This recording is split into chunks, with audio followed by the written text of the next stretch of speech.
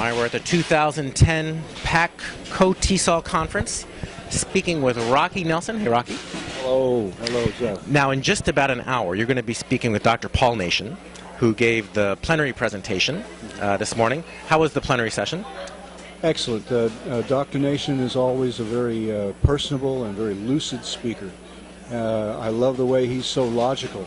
He presents things in a format that even foreign language learners can understand him well. For those who don't know Paul Nation, what is he known for? Dr. Nation is the grand old man of English language research, particularly through the acquisition of vocabulary.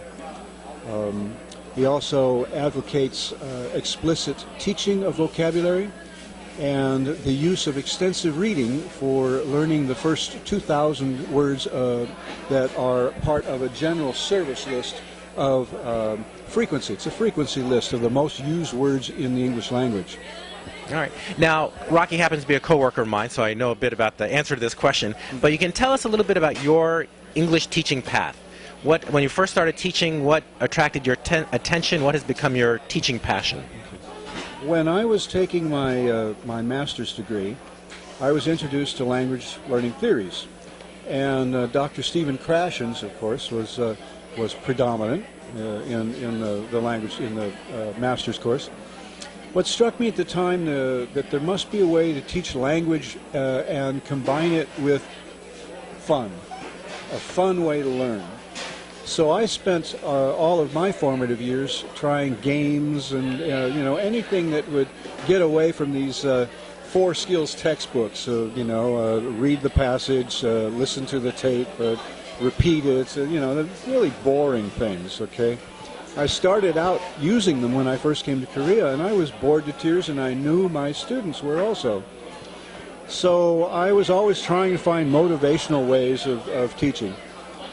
I just happened to go to a teachers' conference in Busan, where I met Dr. Richard Day, who is the main advocate, or one of the most famous advocates, of extensive reading using graded readers. And it was like an epiphany. I'm a reader. I love to read. And here was a methodology that was very simple and very motivational. So I literally ran back to my university, and it just so happened that the director of our department had also attended the same conference. So this is Dr. Kim Chang-ho. I owe him a great thank you. Yeah. Okay, because he said, yes, we can find you some money.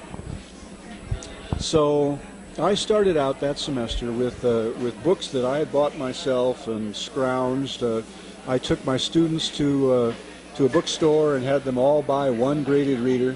So we started out in a very small way, but the results in that very first class, that very first semester, were so astounding that I knew I was on the right track. And by the next semester, the library started buying some readers, and I started talking about extensive reading. I've been advocating it. I think I'm one of the very first in Korea, because many of the people that are leading this conference today, like Scott Miles, they were the ones that heard it from me first. Okay. So I am still doing extensive reading.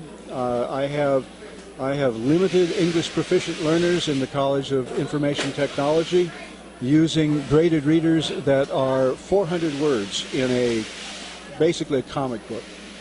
I have sophomores of the College of English who are reading the graded reader series, and I have quite a few classes. I've got 5 classes of teachers, elementary and secondary school teachers from the Busan area. There's 59 of them this session, and I'm teaching them the methodology. Just yesterday, I was in one of my classrooms, and the class reader looked up at me and said, "This is the best course we're taking during this teacher training program." So there's none other that are as interesting and fun. And that always makes me feel really good.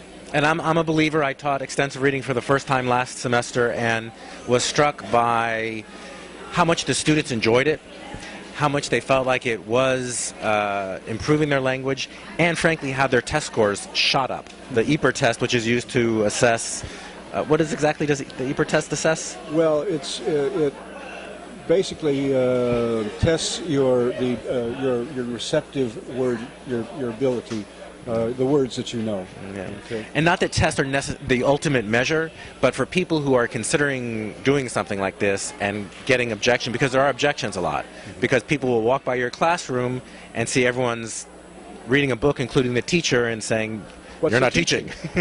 What's he teaching? That's very true. When I first started out, some of the administration people, would kind of look askance at what I was doing because it was so different than the Japanese model that they had been taught with, okay? Where the teacher fronts the classroom and is the pedantic, person up front. I was going to say a different word. But, you can't grade something like that because every person is different. They all have different reading levels.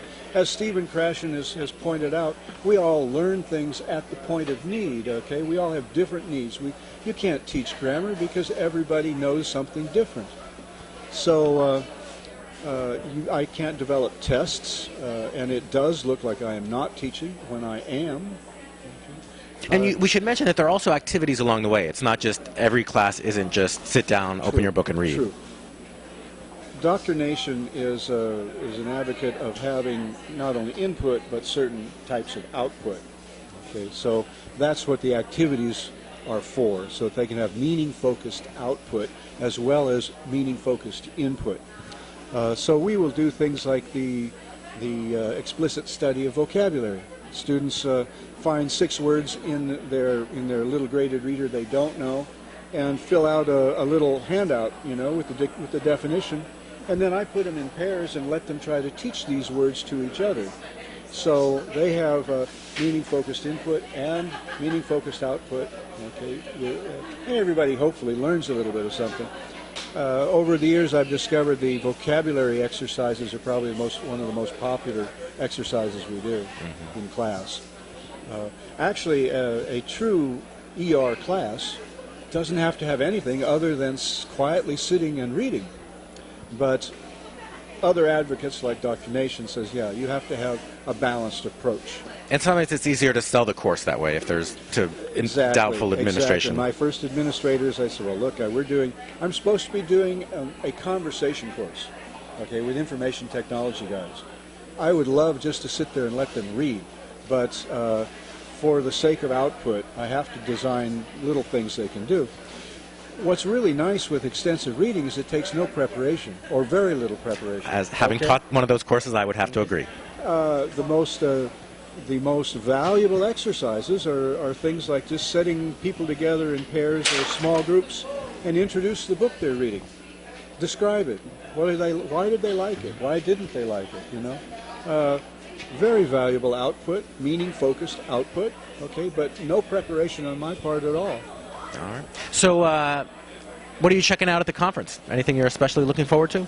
Well, Doctrination. Okay, that's the only reason I'm here. Okay. I just wanted to listen to him. I've got a lot of study involved in some of his research and whatnot. And actually, I haven't had any time to do anything else except get to a couple of his And you'll be speaking with him in less than an hour. What are you looking forward to discussing with him? Well, aside from having his expertise explain extensive reading and the general service list, he's been studying this for decades. He's spent his life in this research. And I'd like to find out about the early years of extensive reading and how it started, as well as finding out his career. How did he get started? Because he got a passion. Like I found a passion. He found an early passion, and he's pursued it for decades. Which, whether it's extensive reading or whatever, having a passion as an educator really makes your day better, makes your job more satisfying, and ultimately makes you a better teacher, I think. That's entirely true. That's entirely true. It's always occurred to me that the definition of genius is finding your passion earlier than anybody else and following it, you know. All right, well, on that note, follow your passions and check out Rocky's discussion with Dr. Paul Nation on the same channel. Oh, Thanks. Enjoy the conference and the conversation. thank you, Jeff. Bye.